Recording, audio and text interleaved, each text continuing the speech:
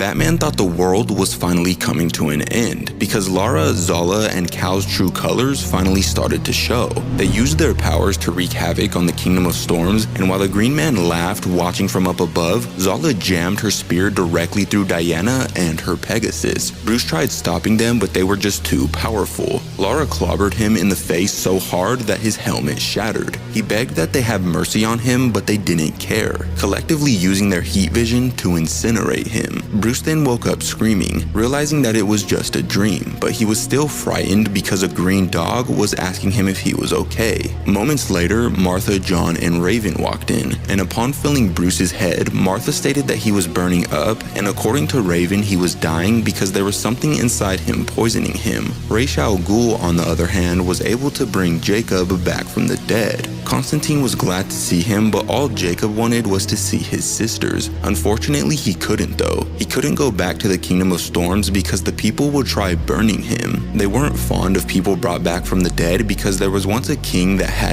fell into madness, causing the death of thousands. Meanwhile, back at the Kents while Bruce slept, Raven mended his wounds with her magic. But upon waking up, he called her a witch, demanding that she get away from him. But he needed to take it easy on her because according to John, she just saved his life by removing a sliver of kryptonite hiding in his wound. But considering what Bruce did to people like them, most of the Titans were disgusted by him. Cyborg stated that he was lucky they even helped him, and Starfire said that they actually put the fate of his life on a vote. Later on, Starfire caught somebody sneaking around. It was Grayson. Bruce was confused, asking him why he was there, and so he explained that all the Robins were out looking for him, and upon finding a crater with a piece of his armor in it, he followed the wagon tracks which led him here. After that, Bruce was struck by remorse, telling Raven that he was sorry for being ungrateful and that he owed her his life. But then, using his X-ray vision, he realized that someone was outside waiting for them, Ra's al Ghul and his daughter Talia. So Bruce and the Kents confronted them, expressing that they had no permission to be there. But Ra's refused to leave without the Titans, transforming into the demon Etrigan and forcing a massive battle to break out with the help of his assassins. But he was stunned upon realizing how formidable Bruce was. He tried blasting him with his fire breath, but he was completely unfazed. So he hit him as hard as he could, sending Bruce crashing into the Kent's house where Beast Boy begged to help. But Bruce denied him, completely unaware that Beast Boy could transform into any animal that he had ever seen. And one of those animals was an absolutely massive and terrifying looking dragon. And so combining their forces together, Bruce and the Titans raided the battlefield, giving it all they had. And eventually, with the help of his heat vision, Bruce was able to take out Etrigan, and after doing so, he demanded him and Talia to never return.